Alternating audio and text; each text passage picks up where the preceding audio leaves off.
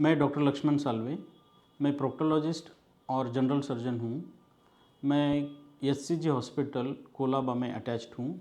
जब मेरे पास पेशेंट आते हैं पाइल्स के, तो कभी-कभी वो बहुत डरे हुए रहते हैं कि उनको लगता है वो पाइल्स जब लेके आए हैं तो उनको कैंसर भी होगा, या फिर वो पाइल्स को अगर ऑपरेट नहीं करते हैं तो उसका कन्वर्जन कैंसर में हो सकता है। तो मुझे आपको ये कहना है कि पाइल्स जो होते हैं, जिसको हम हिंदी में बवासीर भी कहते हैं, वो बेसिकली कैंसर नहीं रहता है।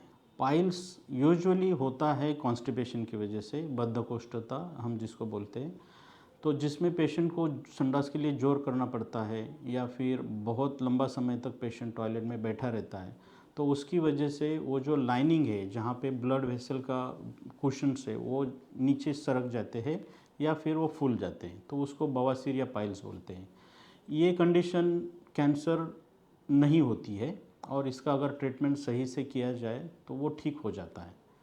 पर ऐसे दो सिचुएशन हैं जिसमें अगर पेशेंट को रेक्टम में कैंसर है, तो वो लोगों को वो रेक्टम कैंसर की वजह से पाइल्स क्रिएट होते हैं और पेशेंट पाइल्स लेके आता है। जब हम उसका एग्जामिनेशन करते हैं, गुड जो भी गुड प्रोक्टोलॉजिस्ट है वो अगर उंगली से भी उसको समझ में आ सकता है, या फिर हम वीडियो प्रोक्टोस्कोपी या प्रोक्टोस्कोपी या फिर कोलोनोस्कोपी करके भी हमको समझ में आ सकता है कि इसको कैंसर है कि नहीं है। तो वो अगर कैंसर है तो उसको पाइल्स हो सकता है, तो पाइल्स वाले को कैंसर होगा ऐसा नहीं है। और दूसरी सिचुएशन ऐसा है कि जो एनल कैनाल है, जो out of the outer portion है, उस आउटर पोर्शन में ही कैंसर है, तो वो टाइम पे भी पेशेंट आता है कि मुझे वहाँ पे कुछ तो सूजन है, तो उसको लगता है पाइल्स है, पर वो पाइल्स नहीं होता है, कैंसर होता है। मैं आपको कहना चाहता हूँ कि पाइल्स जिसको है उसको कैंसर हो सकता है, लेकिन जिसको पाइल्स है उसको ट्रीट नहीं किया तो पाइल्स का कैंसर हो जाएगा, ऐसा रेयर है।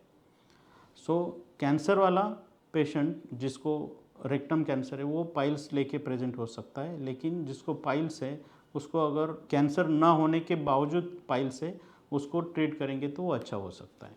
Thank you.